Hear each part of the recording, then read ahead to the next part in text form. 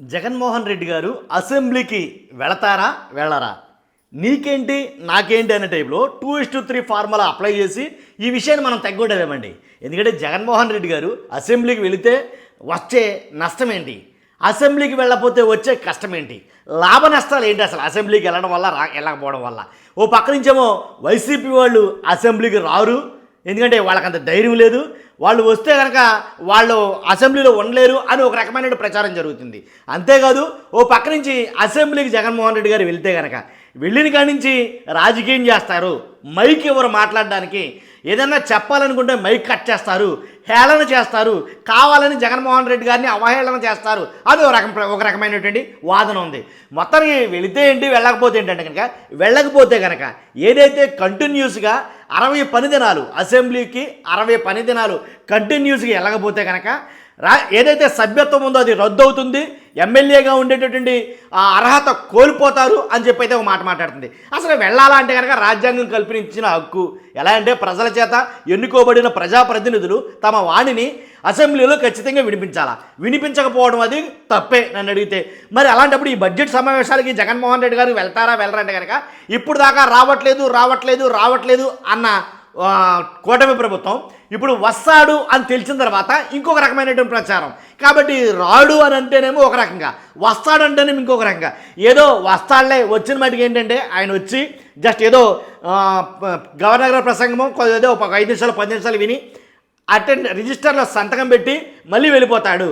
ఏదేంటి వస్తాడన్నా ఒక ఎలా అంటే ఒక బీభత్సమైనటువంటి ఇదే, రాడు అని అన్నా ఒక రకంగా ఉంటుంది. కాబట్టి జగన్మోహన్ రెడ్డి గారు అసెంబ్లీకి వెళతారా వెళ్ళరా అని అంటే కనుక వెళితే మంచిదని నా అభిప్రాయం. నేను చాలా ఆల్రెడీ చెప్పా, జగన్మోహన్ రెడ్డి గారు అసెంబ్లీకి అనే దాని మీద పొంకారుగా వీడియోలు బీభత్సంగా వచ్చేసాయి. కాబట్టి జగన్మోహన్ రెడ్డి గారు అసెంబ్లీకి వస్తాడు, కాచుకోండి ఎలా ఉంటుందో అని నన్ను అడిగితే కనుక వెళితే, ఒకవేళ జగన్మోహన్ రెడ్డి గారు అసెంబ్లీకి వెళితే ఆయనకి ఒకవేళ హేళన జరిగినా అవమానం జరిగినా గత ప్రభుత్వంలో ఏం జరిగిందో మీకు తెలుసు.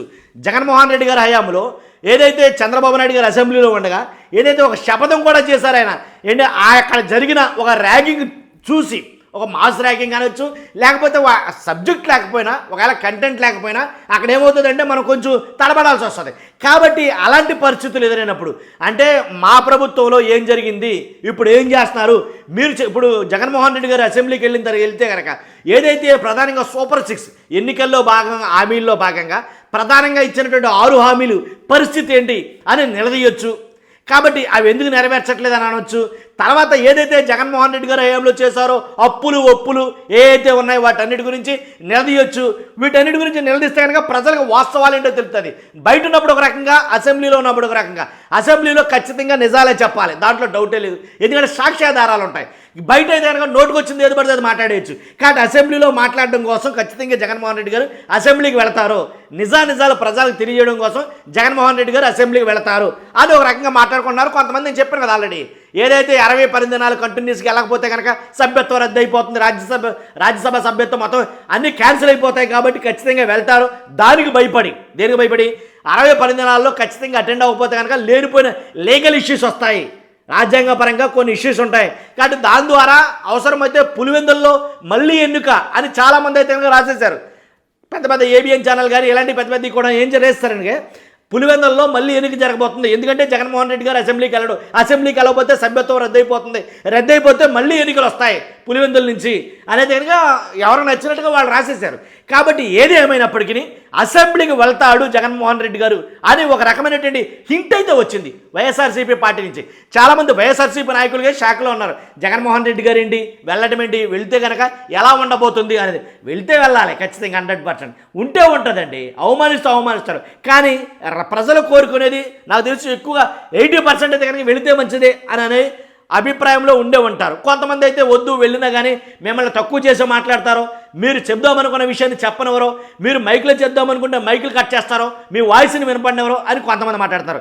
కాబట్టి వెళతారా వెళ్ళరా అనే సందిగ్ధంలో ఆంధ్రప్రదేశ్ యావత్తు ఉంది.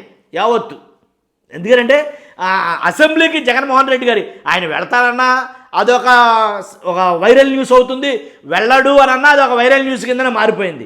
కాబట్టి అందరూ కూడా ఆలోచించేది ఏంటంటే వెళ్తాడా ఒకవేళ వెళితే వస్తే కనుక అసెంబ్లీ బడ్జెట్ సమావేశాల్లో ఒక కుదుపుతాదేమో ఈసారి అసెంబ్లీ బడ్జెట్ సమావేశాలు జగన్మోహన్ రెడ్డి గారు అటెండ్ అయితే. ఎందుకని ఏదైతే బడ్జెట్ సమావేశాలు ఖచ్చితంగా అన్ని నిజాలే చెప్పాలా, మసిపూసి మారేడుగా చేయడం కుదరదు. కాబట్టి ఖచ్చితంగా దాన్ని వార్న్ చేస్తాడు, అడ్డుకుంటాడు, నిజమేంటనేది బయట పెడతాడు అనేది మాట్లాడతారు. కాబట్టి బడ్జెట్ సమావేశాలు కానీ ఏదైనా కానీ అసెంబ్లీ సమావేశాల్లో ప్రతిపక్షం పాత్ర పోషిస్తే కనుక ఖచ్చితంగా అసెంబ్లీ సమావేశాల్లో ప్రభుత్వాన్ని ప్రజల తరపున నిగ్గుదీసి నిలదీసి అడిగే అవకాశం ఉంటుంది. కానీ అది మరి జగన్మోహన్ రెడ్డి గారు దాన్ని యూటిలైజ్ చేసుకుంటారా చేసుకోరా అనేది అందరూ వెయిట్ చేస్తున్నటువంటి ప్రశ్న. కాబట్టి 100% వెళతారు అని అనడానికి 100%గా ఏం లేవు, దాఖలాలు ఏం లేవు. కాబట్టి వెళితే మంచిది, వెళ్ళకపోతే మనం ఏం చేయలేము అనే పరిస్థితులు అయితే కనుక అదే ధోరణిలో వైసీపీ ఉంది. కానీ మ్యాక్సిమం రావాలి, వస్తేనే కుదురుతుంది, లేకపోతే కనుక కుదరదు అనేటట్టుగా ఎవరైతే త్రిపులార్ రఘు రామకృష్ణరాజు ఉన్నారో ఆయన మాత్రం ఆయన తగేసి చెప్పాడు. ఏంటంటే ఖచ్చితంగా 60 పని దినాలు ఉండాలని, తర్వాత ఏయో రాజ్యాంగంలో కొన్ని లాజిక్లు అవి చెప్పడం జరిగింది. కాబట్టి భయపడి వెళ్తారా, లేకపోతే రాష్ట్ర బడ్జెట్ ఏదైతే బడ్జెట్ సమావేశాలు ఉన్నాయో దాంట్లో ప్రభుత్వాన్ని నిలదీయడానికైనా వెళ్తారా? కాబట్టి ఏంటనేది మీ అభిప్రాయం నేను తెలుసుకోవాలనుకున్నాను. ఖచ్చితంగా మీ అభిప్రాయం తెలియజేయండి విషయంలో. జగన్మోహన్ రెడ్డి గారు అసెంబ్లీకి వెళితే ఏంటి, వెళ్ళకపోతే ఏంటి? కాబట్టి వెళితే మంచిదని నా అభిప్రాయం. వైసీపీ నుంచి కూడా లీకులు వెళ్తాడు అని అయితే కనుక వస్తున్నాయి, చూద్దాం ఏం జరుగుతుంది అనేది. ఫస్ట్ లైక్ చేయండి, అలాగే మీ అభిప్రాయాన్ని కామెంట్ రూపంలో తెలియజేయండి. కొత్తగా మన ఛానల్ చూస్తే పక్కగా సబ్స్క్రైబ్ చేయండి. Thank you very much.